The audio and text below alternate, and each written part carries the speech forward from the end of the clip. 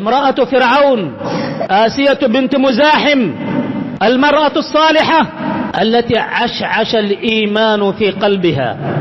قال الله عز وجل: وضرب الله مثلا للذين آمنوا امرأة فرعون إذ قالت رب ابن لي عندك بيتا في الجنة ونجني من فرعون وعمله ونجني من القوم الظالمين.